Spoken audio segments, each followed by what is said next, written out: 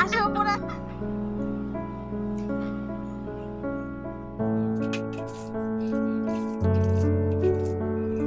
শুভ সকাল বন্ধুরা, কেমন আছো তোমরা সবাই? আশা করি যে যেখানেই আছো খুব সুস্থ আছো, ভালো আছো। আমরাও বেশ ভালো আছি। সকালবেলা সমস্ত কাজবাজ সেরে চলে এসেছি বাইরে তুলসী মঞ্চটাকে ধোয়ার জন্য। আর কি হয় বলো তো, তুলসী মঞ্চ যদি বাড়িতে না থাকে না, কেমন একটা মানে লক্ষ্মী ছাড়া মনে হয়। আমার তো তাই মনে হয়। তাই দেখো অনেক দিন ধরে এটাকে ঘষা মাজা হচ্ছে না, আর একটা তুলসী গাছও লাগাতে পারছি না। আর এখন তো গরমকাল, ভীষণ গরমও পড়েছে। আর একটা তুলসী গাছ যদি না লাগাই এখনই, এর পরে লাগালে আর বাঁচবে না। যাও এখন একটু গরম আছে, গাছে জল দিলে হয়তো বা বেঁচে যাবে। এরপরে যদি জ্যৈষ্ঠ মাস পড়ে যায় আর তো হয়তো বৃষ্টিও হবে না, গাছও বাঁচাতে পারবো না। তাই দেখো সকালবেলা কাজকর্ম সেরে চলে এসেছি এটাকে পরিষ্কার করতে। আর এটা নোংরা হয়েছে একটাই কারণে, যেহেতু বাড়ির কাজ হচ্ছিল তখন সিমেন্ট বালি পড়ে নোংরা হয়ে রয়েছে, আর পুজো দিতেই পারছিলাম না। প্রতিদিন কি আর পরিষ্কার করা যায় ওরকম সিমেন্ট বালি? তা অনেক দিন আর পুজো টুজো দিইনি। তাই এখন ভাবছি আজকে এটা পরিষ্কার করে নিই। বছরের প্রায় বৈশাখ মাস শুরু হয়ে গেছে, আজকে 2-3 তারিখ হয়ে গেল, কিন্তু এখনও তুলসী গাছ লাগাতে পারিনি। আর এটাকে পরিষ্কার না করে লাগাতেও পারছিলাম না, আর ভীষণই নোংরা হয়েছিল। আর এগুলো না কিছুতেই উঠছিল না, কসবাইট দিয়ে ডলছিলাম কিছুতেই উঠছিল না। তাই নিড়ুনি দিয়ে ভালো করে ঘষে ঘষে উঠালাম, দেখলাম তখন উঠলো। যাই হোক, অনেকটাই পরিষ্কার হয়ে গেছে। আর এখন রোজ পরিষ্কার করলে আবার পরিষ্কার হয়েও যাবে। যাই হোক, এখন একটু এটার মধ্যে একটু মাটি দিয়ে দেব, কেননা মাটিটা অনেকটাই নিচে নেমে গেছে। এখন একটু নতুন মাটি দিয়ে দেব, তাহলে একটা গাছ লাগালে বেশ তাড়াতাড়ি হবে বা ভালোও হবে। একটু মাটি দিয়ে রাখি, আর একটা কাঠি পুঁতে রাখবো শুনলাম, মানে এখানে যাতে গর্ত হয়ে থাকে। পরে এসে একটা মানে স্নান টান করে নিয়ে তারপরে তুলসী গাছটা লাগাবো। তুলসী গাছটা তুলেই রেখেছি, কেননা সব দিন তো তুলসী গাছ তোলা যায় না। তাই আজকেই সকালবেলায় তুলে রেখেছি, বিকেলবেলা লাগিয়ে দেবো। যাই হোক, চলো এবার স্নান করে পুজো দিতে চলে এসেছি। দেখো আজকে বেশ 2-3টে পদ্ম ফুল ফুটেছিল, এখন তো বাসন্তী পুজো তাই ফুটেছিল। যাই হোক, পুজো দিতে দিতে দেখো বাইরে চলে এসেছে অতিথি।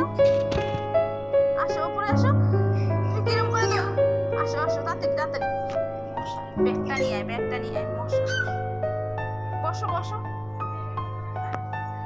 এখানে বসো, হ্যাঁ বসো বসো, আসো আসো আসো আসো আসো, আসো আসো আসো, নামো নামো নামো। এই তো দোলনা খেতে শিখে গেছে, খুব আনন্দ। আবার যাও আবার যাও আবার যাও, দাঁড়িয়ে দাঁড়িয়ে, উমা পাগলা দেখ, এখান থেকে দাঁড়িয়ে দাঁড়িয়ে উঠে গেল। হ্যাঁ, এখান থেকে বিচ্ছুর বিচ্ছু, ও দেখ ও দেখ দেখ দেখ, একটু দেখ দেখ, দেখি আয় আয়, দেখি আয় আয় আয় আয় আয় আয় আয়, দেখ দেখ, দেখছিস কিরম বলতে পাকা, দেখ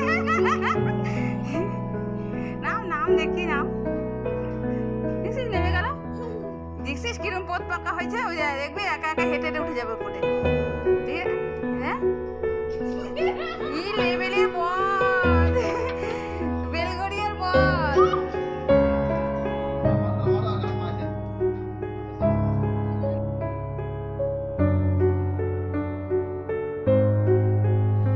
যাই হোক, ওর খেলা তো খেলতেই থাকবে। আর ওরা অনেক রোদ্রের মধ্যে এসেছে, চলো ওদের একটু টিফিন করে দিই। আর এই যে ওরাই ঠান্ডা নিয়ে এসেছে, আর ঘরে আছে মিষ্টি, সেটাই ওদের দেবো। যা একটু বেশি পড়ে গেল, আর দেখো পড়েও গেল অনেকটা। যাই হোক, ওদের একটু খেতে দিয়ে দিই, এই ঠান্ডাটা দিই। তারপরে দেখো ঘরে কিছু মিষ্টি ছিল, সেইগুলোই ওদেরকে দেবো। আর ওরা নিয়ে এসেছে দই আর ঠান্ডা, এই ঠান্ডাটা দিয়েছি, আর হচ্ছে দইটা দেবো আর মিষ্টিটা দেবো। অনেক করে বললাম যে ভাত খেয়ে নে, কেননা সকালবেলা তো আমার রান্না হয়েই গেছে কম বেশি, সকালে রান্না তো হয়েছে। তা বলার পরে বললো না খাবো না, ভাত খাবো না। তাই ওদের একটু মিষ্টি করে দিয়ে দিচ্ছি। এসেছে ওরা নিমন্ত্রণ করতে, ছেলের জন্মদিন, সেই উপলক্ষে এসেছে ওরা নিমন্ত্রণ করতে। আর এত রোদ্দুর গরম, বাবা বারণ করলাম যে এত রোদ্দুর গরমে মানুষ ফোনে নিমন্ত্রণ করলেই হয়, এত গরমে আসারই বা কী দরকার ছোটো বাচ্চা নিয়ে। যাই হোক, বাড়িতে কেউ নেই, তাই ওরাই এসেছে। ওর শ্বশুরমশাইও কদিন আগে মারা গেছে, ভালো লোক ছিলেন ভীষণ। আর ওদের বাড়ির প্রত্যেকটা মানুষই খুব ভীষণ ভালো। যাই হোক, তোমাদের পরিচয় করায়নি, ও আমার হচ্ছে ভাসুরের মেয়ে, ভাসুরের ছোট মেয়ে। তা ওকে যেখানে সবাই খুব ভালো।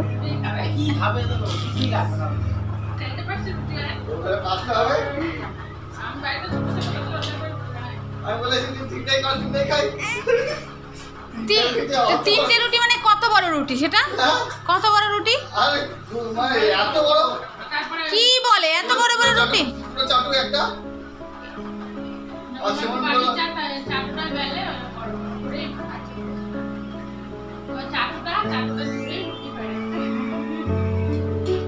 এই আসতে বমি না করে দেয়।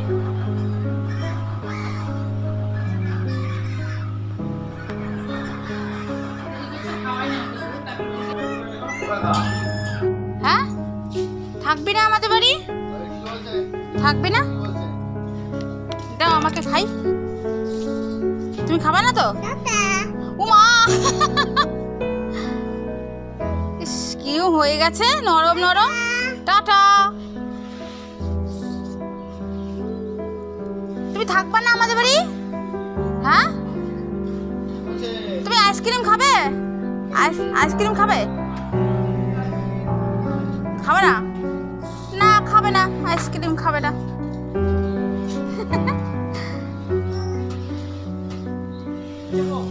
খাবে না।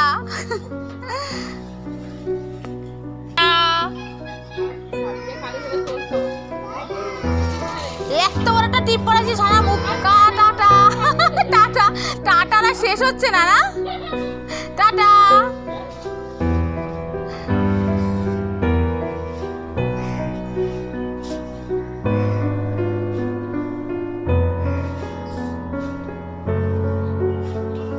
চলে গেল। চলো আমার রান্না কান্না কাজ আমারগুলো করি।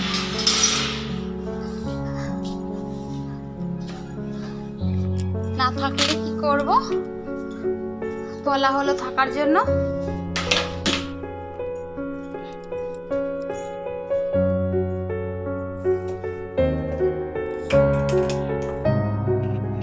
যাই হোক, দেখো ওরা তো সবাই চলে গেল, অনেক করে বলা হলো থাকার জন্য। তাড়াতাড়ি রান্নাও করছিলাম, দেখো কড়াইতে তেলও দিয়ে দিয়েছিলাম, সেটা বন্ধ করে আবার আগাতে গেলাম। যাই হোক, লতি কেটেছিলাম যে একটু লতি রান্না করব আর একটু এঁচড় রান্না করব, কিন্তু ওরা তো থাকলো না, বললো না অন্য দিন এসে খাওয়া দাওয়া করবো। এখন বাড়ি যাব, তারপরে ওরা আরেক কাকার বাড়ি যাবে নিমন্ত্রণ করতে, মানে নিমন্ত্রণ করতে যেহেতু ওরা বেরিয়েছে, আজকে আবার বাড়ি ফিরবে, সেই জন্য ওরা থাকলো না। এদিকে দেখো আমি লতি রান্না করছি, আর জায়ের বাড়ি থেকে দিয়ে গেছিলো এই লতিও জায়ের বাড়িরই, জায়ের বাপের বাড়ি। লতি কাঁঠাল এগুলো জায়ের বাপের বাড়িরই, মানে সব সবজি। তা সেটাই আজকে জায়ের বাপের বাড়িরই সব সবজি রান্না করব।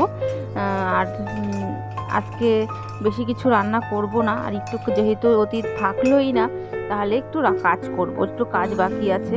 কারণ অনেক দিন ধরেই ভাবছি করব করব, কিন্তু হয়ে আর উঠছে না, কেননা আমার বাইরের কলে না জলই দিচ্ছে না। সেই এবার কি বলো তো, ঘরে বসে তো করলে করাই যায়, কিন্তু একটু বাইরে বসে করলে কি হয়, রোদ্রুটা থাকে তো, সবগুলো জিনিস ধুয়ে ধুয়ে রোদ্দুরে দিলে বেশ শুকিয়ে যায়। সেটাই ভাবছিলাম যে কবে একটু জল আসবে। আজকে দেখলাম একটু জল এসেছে, তাই ব্যারেলগুলো ভরতে, মানে ড্রামগুলো ভরতে দিয়ে এসেছি। আর এদিকে দেখো আমি রান্না করছি, এঁচড় কাটছি। আর এঁচড়টা রান্না বসিয়েই তারপরে যাব হচ্ছে ওইগুলো মানে করতে। যাই হোক, আমি এঁচড়টা কাটা কমপ্লিট হয়ে গেছে, আর কড়াইতে একটু তেল মাখিয়ে নিয়েছি। এই তেলটা মাখিয়ে নিলে না কাঁঠালের যে আঠাটা সেটা আর কড়াই গায়ে লাগে না। যাই হোক, এবার একটুখানি নুন দিয়ে সেদ্ধ দিয়ে বসিয়ে দেবো। তারপরে এদিকে তো মশলা কড়াই আছে আমার, আর হচ্ছে এটাকে একটু ভেজেই রান্না করব। কদিন ধরে না এঁচড় রান্না করেছি, আরও দুদিন রান্না করেছি, একদমই ভালো হয়নি, এঁচড়টা সেদ্ধও হয়নি, ভালোও খায়নি। যেহেতু ওর পাপা খুব এঁচড় পছন্দ করে, কিন্তু রান্না করেছি ঠিকই, ওর বাবা একটুও ভালো খায়নি। কেননা এঁচড়গুলো না ঠিকঠাক ভালো না হলে, মানে একদম কচি হলে সেদ্ধ হয় না, একদম সেই দানা হয়ে গেলে পরেও মানে সেদ্ধ হতে চায় না, নাকি বুঝতে পারলাম না। দুদিনই রান্না করেছি, খুব একটা ভালো হয়নি, কিন্তু আজকে একটু চেষ্টা করছি এঁচড়টা ভালোও ছিল রান্না করার, যে যাতে খেতে পারে। কিছু রান্না করলে যদি খেতে না পারে বা ভালো না হয় না, ভালোও লাগে না রান্না করে। তাই ভাবছি আজকে আলু এঁচড় সবটাকে ভেজে ভেজে রান্না করবো, যাতে ভালো সেদ্ধ হয়। যাই হোক, এটাকে ভালো করে ভেজে নিয়েছি। এবার এটাকে তুলে নেব, তারপরে মশলা কষিয়ে রান্না করব। পুরো মাংসর মতোই করার চেষ্টা করছি, দেখি কতদূর ভালো হয়। কেননা দুদিন ধরে রান্না করেছি তো, বললাম ভালোই হয়নি, খুব মন খারাপ, তাই আজকে ভালো করে রান্না করার চেষ্টা করছি। যাই হোক, একটু গরম মশলা ফোড়ন দিয়ে দিলাম, আর হচ্ছে এদিকে একটু জিরে ফোড়ন দিলাম। বেশি তেল দিলাম না, যেহেতু তেল দিয়ে ভাজা হয়েছে, তাই অল্প তেলেই রান্না করছি।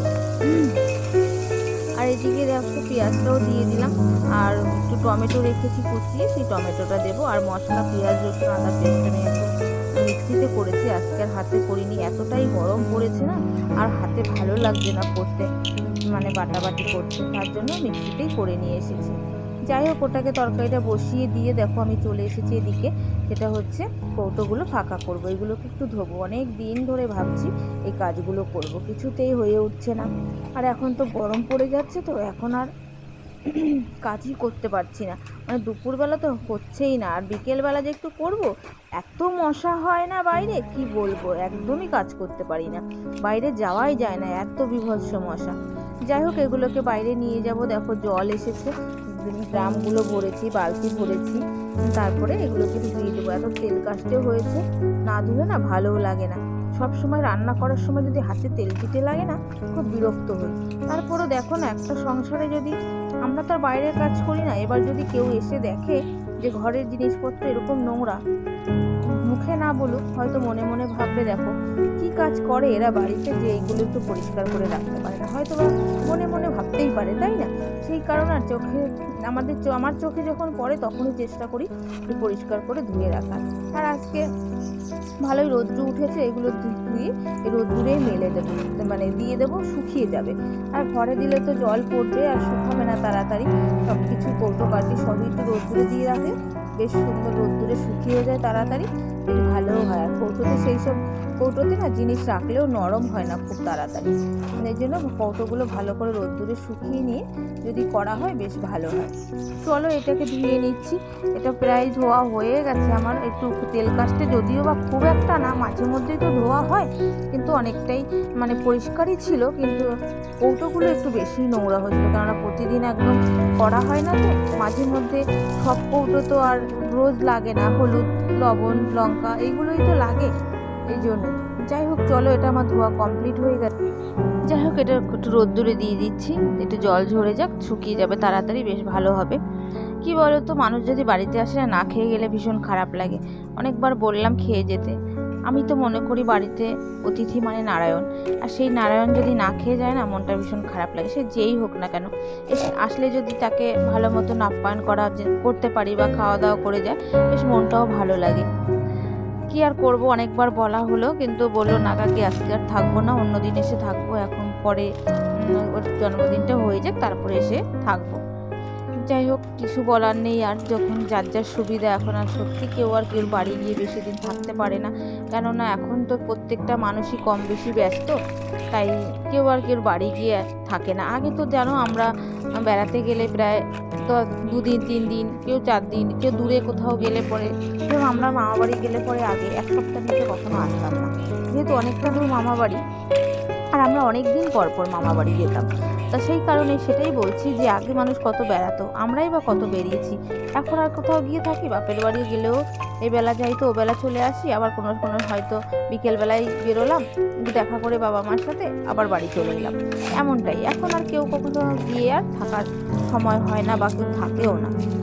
যাই হোক, কথা বলতে বলতে আমার কৌটোগুলো কিন্তু ভালো করে মাজা হয়ে গেছে। আর কৌটোগুলোর ভেতরে কিন্তু কিছুই বের করিনি, কেন অনেক কৌটো, তার মধ্যে যদি সবই বের করি তো এত পাত্র কোথায় পাবো আমি, তাই কিছুই বের করিনি, খালি ওপর দিয়ে শুধু ওগুলোকে ধুয়ে নিলাম, কেন ভেতরটা যখন কোনো মশলা শেষ হয় না, তখন আমি ভেতরটা ধুয়েই দিই, ধুয়ে তারপর রোদ্দুরে শুকিয়ে আবার কৌটোতে নতুন মশলা ভরি। যাই হোক, আজকে আর কিছু বের করিনি, শুধু ওপরটা ধুয়ে রাখলাম, কারণ ভেতরে খুব একটা কিছু জল টল ঢুকবে না, কারণ সোজা করেই সব রেখেছি, কেননা ভেতরে ঢোকার মতো কিছু নেই, মানে জায়গা রাখিনি, কারণ ভালো করে মুখ ভালো করে টাইট করে রেখে তারপরে ওপরটা ধুয়ে দিলাম। ওপরটা পরিষ্কার থাকলেই কিন্তু হয়, কেন ভেতরে তো খুব একটা নোংরা হয় না সচরাচর, কারণ ভেতরে কৃষি মশলাই তো থাকে, তাই না?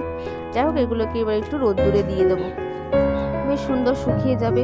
আর কি বলো তো, এই কৌটোগুলো যদি একটু ধরতে ভালোও লাগে, দেখবে রান্না করতেও ভালো লাগে। আর রান্নাঘরটা কিন্তু আমাদের খুব শখের একটা জায়গা, সেই জায়গাটা কিন্তু একটু পরিষ্কার পরিচ্ছন্ন যদি না থাকে ভালো লাগে না। অনেকটা মানে 20টা বছর কিন্তু এই একটা সুন্দর মানে স্বপ্নই আমরা কিন্তু দেখি ছোটোবেলা থেকে, যে একটা সুন্দর রান্নাঘর হবে, সুন্দর একটা সংসার হবে, স্বামী সন্তান সব কিছু নিয়ে একটা মানে পরিবার হবে।